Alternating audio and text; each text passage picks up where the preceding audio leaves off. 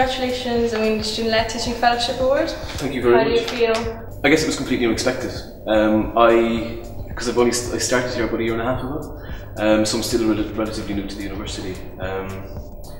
And last year I got nominated and wasn't sure what it was, and then found out it was obviously very kind of overwhelmed and excited, and yeah, I guess it's a real honour, isn't it? It's kind of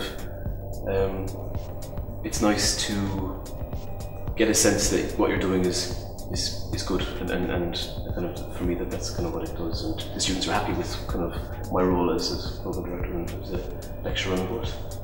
Well, when did you know you wanted to go into the field of graphic communication?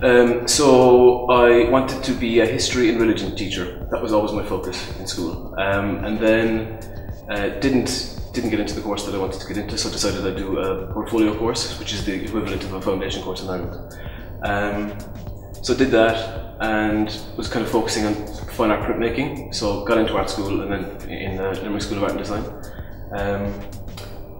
and did a week of graphic design and was like, what the hell is this? I didn't even know it existed as a job. So I can develop ideas and use type and image and narrative and construct these stories and start to work with I guess working outside of contexts that you wouldn't normally work within, and I guess that's inherent within graphic design, that you were almost having to become an expert for a couple of weeks. So if you're designing a logo for a solicitor, or you're designing an annual report for somebody, or it's a website, you need to become an expert within that kind of context for a certain amount of time, and then applying those skills as a graphic designer into those different contexts. And for me, this is amazing. So kind of a roundabout way, but yeah, I'm slightly obsessed, which hopefully the students kind of get.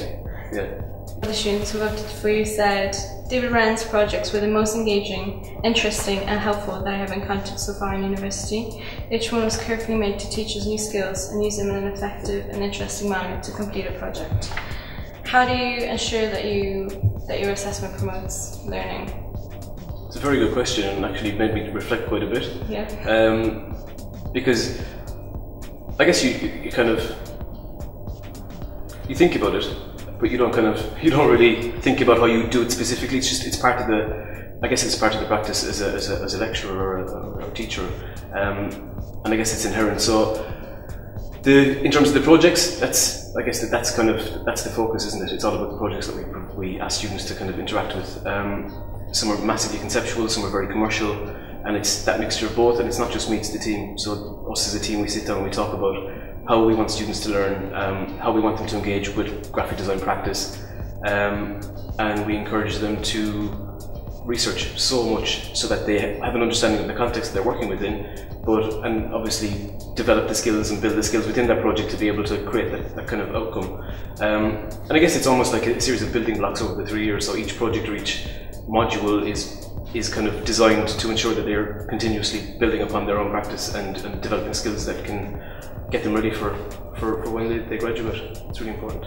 What impacts do you think you give in order for students to consider the subject or the course worthwhile? I guess that's another good question. Fundamentally, I think when students arrive, they have a perception of what graphic design is, and sometimes it's album covers. They might have been inspired as a kid, and that's kind of sometimes people's focus. Sometimes it's graffiti, and that's fine too. But we quickly change those perceptions. We show them what contemporary graphic communication is. So we do obviously the historical stuff, but show them how graphic design kind of works within modern day contexts as well. So we're not just people that sit on a Mac and that's a perception, that we're people that just sit on a Mac and make things look pretty. The core is all about ideas, and fundamentally when students come to us, they want to be graphic designers, they want to work in industry, and that's what we support them. We support them in that kind of pursuit of wanting to be that kind of graphic designer. And our graduates work in so many different contexts. So some are working in printmaking, some would work in branding, some working in creative studios, others are working in digital contexts, and they're working all over the world in all of these different types of contexts. So I guess graphic design is not just type and print, it's so much more, and it's kind of developing all the time. So the more the kind of new technologies come on board or start to appear, then we need to be as a team also be agile enough to be able to kind of work around those contexts and help students to develop work that sits across that massive compendium, which, you know, it's not a linear system. Again, it's back to my A to B. It could be anything, and we work in so many different contexts. I guess we try to get them as ready as we can for graduation and for working in the real world. Live projects are, again, a massive part of what we do. We've just worked with S4C, the Welsh TV channel, on developing bumpers for St. David's Day, and they go live in 2 weeks. And that's a second year project. It's almost like they're getting a miniature snapshot of how it works in real life while they're here, but also there's that kind of sense of that they're allowed to work on extremely kind of conceptual projects too if they see fit. I think it's about pushing boundaries and then reining it back if you need to in a commercial context, and I really think that again, it's not linear, it needs to be exploratory. They need to have a really strong understanding of the context that they're working within, and become an expert in that field for that particular amount of time. So research is epically kind of central to what they should do and what they do. To briefly ask you about what's behind you, and if you could, I guess it's typography? Yeah. So is this your students' work? Yeah, this is all students' work. So it's a one-day project where we ask them to develop a modular typeface. So we look at, so the first couple of weeks are introducing them to how typography works as visual language, and so we ask them to develop typefaces based on modular systems. So we look at circles, squares, it's gridded paper fundamentally, and then they start to developing a coherent type collection based on that. So yeah, it's one day project. Yeah, so they have a working typeface at the end of the day, which is pretty cool. You brought some books with you. Yeah. Do you want to talk about one or two and why? Yeah, I guess so. These are just a small number of different kind of books that I'm really interested in. This is a beautiful book. It's kind of a retrospective look at Karl Martin's practice, and he's a Dutch designer, but it just explores his ideas, his thinking, how his practice works, and that's really important to kind of get an insight into how the behind the scenes work, because essentially that's what we do here. It's about kind of the behind the scenes.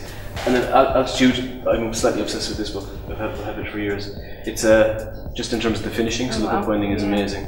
But it's an exploration of contemporary Swiss graphic design, and Swiss graphic design is some of the best. So yeah, it's just looking at different kind of design contexts, and I'm a massive fan of print. I guess fundamentally I'm a print designer myself, so books and editorial is my thing, and yeah, it's just a beautiful example. Yeah, that's great. Thank you for letting us inside of your world. Yeah, welcome. Anytime. Congratulations. Cheers. Thank you so much.